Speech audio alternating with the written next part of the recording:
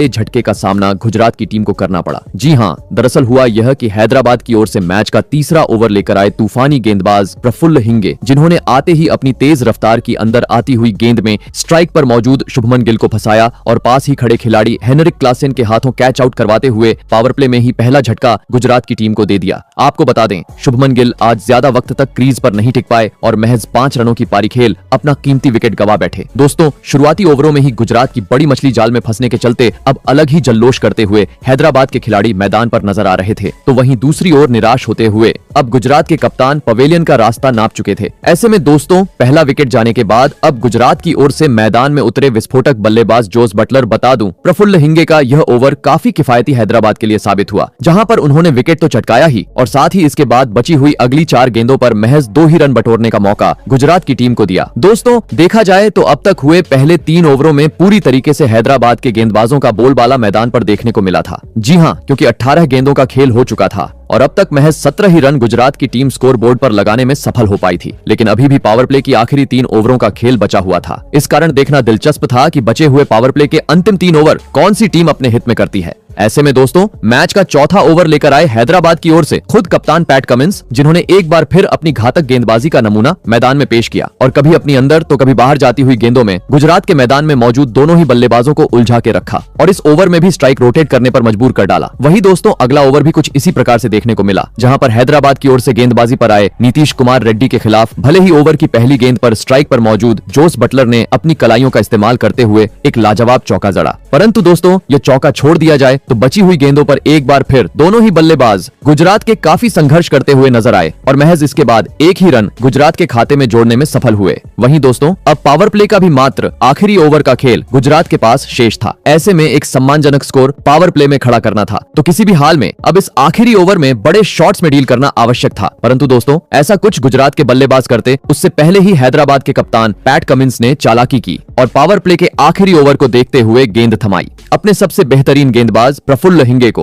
और दोस्तों, प्रफुल्ल हिंगे ने भी कप्तान पैट कमिंस को बिल्कुल भी निराश नहीं किया और अपने ओवर की पहली ही बाहर जाती हुई गेंद में गुजरात के ढाकड़ बल्लेबाज जोस बटलर को फंसाया और विकेट कीपर ईशान किशन के हाथों कैच आउट करवाते हुए पावर प्ले में ही बैक फुट पर गुजरात की टीम को धकेल दिया। आपको बता दें, जोस बटलर आज हैदराबाद के खिलाफ मात्र 7 ही रन बना पाए। दोस्तों, पहले ही पावर प्ले में रनों की गति धीमी और इसी बीच बटलर जैसे बड़े बल्लेबाज का कीमती विकेट हाथ लगने के चलते अब काफी ज्यादा खुश मैदान में मौजूद हैदराबाद के खिलाड़ी और साथ ही हैदराबादी प्रशंसक नजर आ रहे थे, तो वहीं दूसरी ओर बटलर के विकेट के चलते अब गुजरात की टीम पर दबाव बढ़ चुका था। ऐसे में दोस्तों, 2 बड़े बल्लेबाजों के पवेलियन लौट जाने के बाद अब गुजरात के लिए मैदान में उतरे निशांत सिंधु, जिन्होंने विकेट गिरने का दबाव खुद पर बिल्कुल नहीं आने दिया और अपनी पारी की दूसरी ही गेंद पर खूबसूरत तरीके से गेंद को पॉइंट की ओर खेलते हुए चौके के साथ अपनी पारी का आगाज कर डाला। तो वहीं इसके बाद ओवर की आखिरी गेंद पर कदमों का इस्तेमाल करते हुए एक बार फिर गेंद को बाउंड्री के पार पहुंचा दिया और जैसे तैसे पावर प्ले के 6 ओवरों का खेल खत्म होने तक गुजरात को 34 रनों तक पहुंचा डाला। दोस्तों, भले ही पावर प्ले में जैसी चाहिए वैसी एक धुआंधार शुरुआत आज गुजरात के बल्लेबाज टीम को दिलाने में सफल नहीं हो पाए थे, लेकिन हैदराबाद जैसी बड़ी टीम के सामने विशाल लक्ष्य खड़ा करना था, तो अब मैदान में मौजूद साई सुदर्शन और नए बल्लेबाज निशांत सिंधु को अपने गियर में बदलाव करते हुए पावर प्ले के बाद धुआंधार बल्लेबाजी करना जरूरी था। और दोस्तों, ऐसी ही कुछ झलकियां पावर प्ले के बाद गुजरात के बल्लेबाजों की ओर से देखने को भी मिली। जी हां, दरअसल पावर प्ले के बाद अगला यानी मैच का 7वां ओवर लेकर आए नीतीश कुमार रेड्डी के खिलाफ पहले 2 गेंदों पर सॉलिड डिफेंस दिखाने के बाद ओवर की तीसरी गेंद पर स्ट्राइक पर मौजूद निशांत सिंधु ने अपना हाथ खोला और पटकी हुई गेंद पर जोरदार पुल लगाते हुए गेंद को सीधे दर्शकों के बीच भेज दिया। तो वहीं इसके बाद ओवर की आखिरी गेंद को मिड विकेट की ओर खेलते हुए उड़ता हुआ चौका अपने खाते में जोड़ लिया। और दोस्तों, कहते हैं ना कि खरबूजे को देखकर खरबूजा रंग बदलता है, और ऐसा ही कुछ मैच के अगले यानी 8वें ओवर में देखने को मिला, जहां पर निशांत सिंधु का साथ निभा रहे ओपनिंग बल्लेबाज साई सुदर्शन ने भी अपने आप को सिद्ध किया और गेंदबाजी पर आए ईशान मलिंगा के खिलाफ पहली ही गेंद को पीछे की ओर खेलते हुए खूबसूरत चौका बाउंड्री के पार पहुंचा दिया और इसके बाद बची हुई गेंदों पर स्ट्राइक रोटेट करते हुए तेज गति से गुजरात की टीम को आगे बढ़ाना शुरू कर दिया। दोस्तों, भले ही पावर प्ले में डगमगाती हुई गुजरात की बल्लेबाजी मैदान पर नजर आई थी, लेकिन अब साई सुदर्शन और निशांत सिंधु की धाकड़ पारी की बदौलत अब हर एक ओवर के साथ तेज रफ्तार से आगे बढ़ती हुई गुजरात की टीम नजर आ रही थी। जी हाँ, क्योंकि ईशान मलिंगा को चौका लगाने के बाद मैच के 9वें ओवर में एक बार फिर साई सुदर्शन ने अपना क्लासिक अंदाज मैदान में दिखाया और पहले 2 गेंदों पर 1 रन बनाने के बाद ओवर की तीसरी गेंद पर खूबसूरत ड्राइव खेला और एक बार फिर गेंद को चौके में तब्दील कर डाला।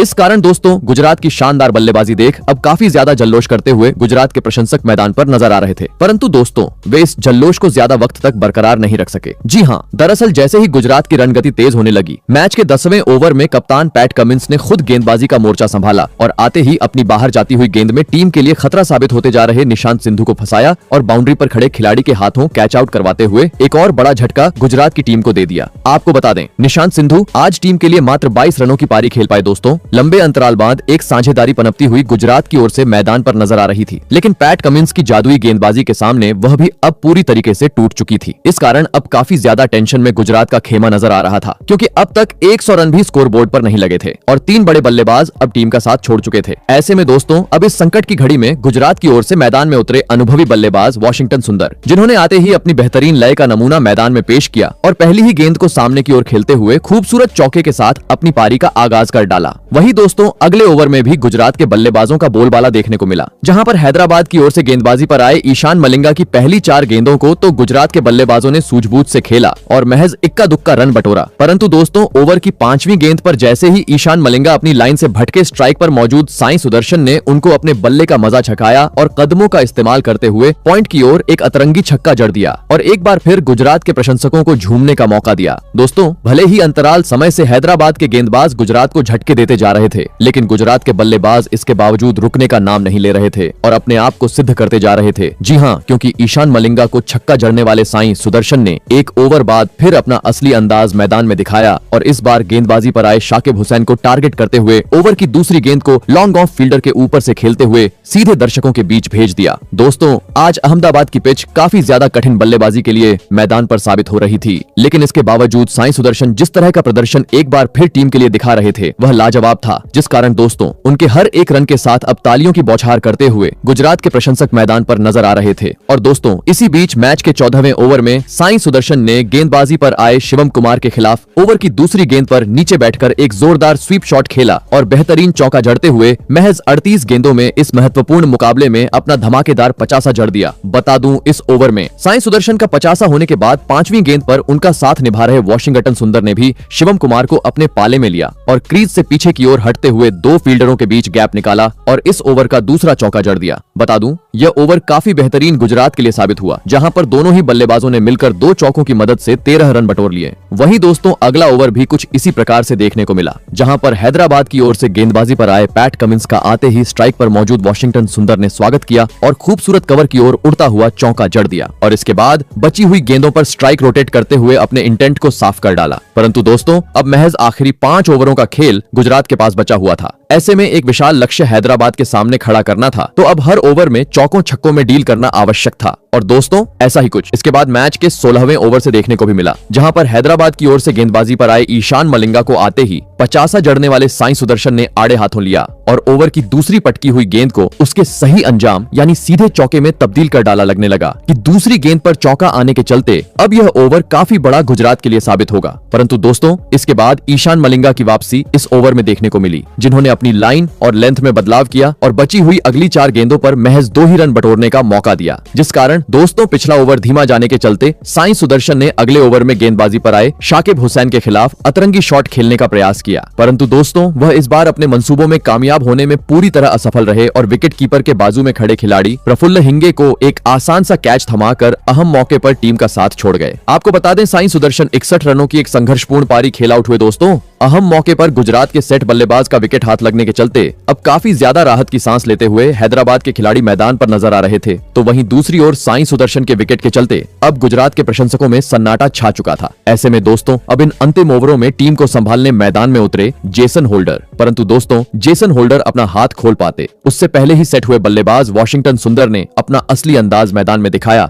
और विकेट चटकाने वाले शाकिब हुसैन की ओवर की आखिरी गेंद पर तेज तर्रार प्रहार करते हुए लेग साइड की ओर एक खूबसूरत चौका जड़ दिया। वहीं अगले ओवर में भी प्रफुल्ल हिंगे के खिलाफ ओवर की तीसरी गेंद पर वाशिंगटन सुंदर ने पॉइंट की ओर एक लाजवाब चौका बटोर लिया। परंतु दोस्तों अब एक छोर से बड़े शॉट्स जड़ने से काम नहीं बनने वाला था। जी हां, क्योंकि अब महज आखिरी 2 ओवरों का खेल गुजरात के पास बचा हुआ था। ऐसे में अब हर गेंद पर रनों की बरसात करना आवश्यक था और दोस्तों ऐसा ही कुछ करके दिखाया। धाकड़ बल्लेबाज वाशिंगटन सुंदर ने, जिन्होंने हैदराबाद की ओर से मैच का 19वां ओवर लेकर आए ईशान मलिंगा को इस बार काफी बुरी तरह धोया और मैदान में आतंक मचा डाला, जहां पर पहली 5 गेंदों में से 2 गेंदों को चौकों में तब्दील किया। तो वहीं आखिरी गेंद पर एक ऐसा जादुई छक्का नीचे बैठकर जड़ा कि जिसे देखकर गेंदबाजी कर रहे ईशान मलिंगा भी भौंचक्के रह गए। वहीं दोस्तों अंतिम ओवर में भी गुजरात के बल्लेबाजों ने अपना यही अंदाज जारी रखा और रनों की बौछार करते हुए 20 ओवर का खेल खत्म होने तक गुजरात को 165 रनों के पार पहुंचा दिया और यह महामुकाबला जीतने के लिए हैदराबाद के सामने 169 रनों का विशाल लक्ष्य खड़ा कर डाला। ऐसे में दोस्तों इसके बाद गुजरात से मिले 169 रनों के लक्ष्य का पीछा करने हैदराबाद की ओर से अभिषेक शर्मा और ट्रेविस हेड बल्लेबाजी करने के लिए मैदान में उतरे।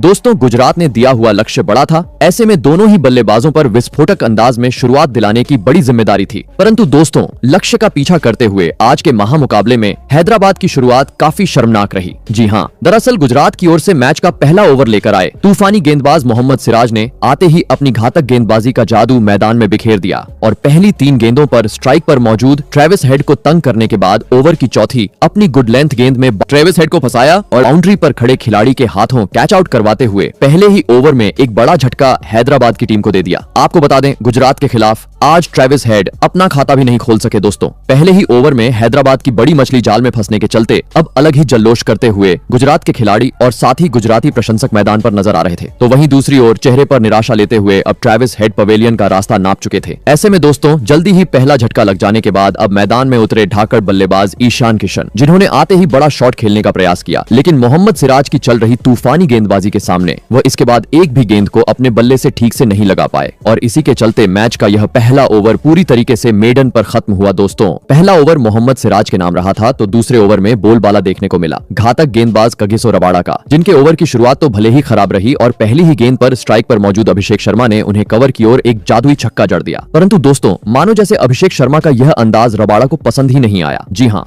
क्योंकि छक्का लगाने के बाद बदला निकालते हुए जल्दी ही कगिसो रबाड़ा ने अभिषेक शर्मा को अपनी तेज रफ्तार की गेंद में फंसाया और सीधे क्लीन बोल्ड करते हुए लगातार दूसरे ओवर में दूसरा झटका हैदराबाद की टीम को दे दिया। आपको बता दें अभिषेक शर्मा आज टीम के लिए मात्र 6 ही रन बना पाए। दोस्तों गुजरात की तूफानी गेंदबाजी के सामने पावर प्ले में ही बिखरती हुई हैदराबाद की टीम मैदान पर नजर आ रही थी, क्योंकि अब तक 10 रन भी स्कोर बोर्ड पर नहीं लगे थे और दोनों ही ओपनिंग बल्लेबाज अपने कीमती विकेट गंवा चुके थे, जिस कारण देखा जाए तो फिलहाल गुजरात इस मुकाबले पर हावी नजर आ रही थी। ऐसे में दोस्तों 2 बड़े झटके लग जाने के बाद अब हैदराबाद की ओर से मैदान में उतरे रविचंद्रन स्मरण, जिन्होंने आते ही 1 रन बटोरा और स्ट्राइक ईशान किशन को दी। और दोस्तों ईशान किशन ने भी स्ट्राइक मिलते ही अपना हाथ खोला और विकेट चटकाने वाले रबाड़ा के खिलाफ कलाइयों का इस्तेमाल करते हुए गेंद को सीधे स्टेडियम पार पहुंचा दिया और अपने इंटेंट को साफ कर डाला। बता दूं इस ओवर में भले ही कगिसो रबाड़ा को विकेट हासिल हुआ, लेकिन इसके बावजूद उन्होंने 13 रन खर्च किए। वही दोस्तों अगला ओवर भी कुछ इसी प्रकार का देखने को मिला, जहां पर गुजरात की ओर से गेंदबाजी पर आए मोहम्मद सिराज का इस बार हैदराबाद के बल्लेबाजों ने बिल्कुल भी सम्मान नहीं किया, जहां पर ओवर की पहली गेंद पर नए बल्लेबाज रविचंद्रन स्मरण ने पॉइंट पर जोरदार प्रहार करते हुए खूबसूरत चौका जड़ दिया।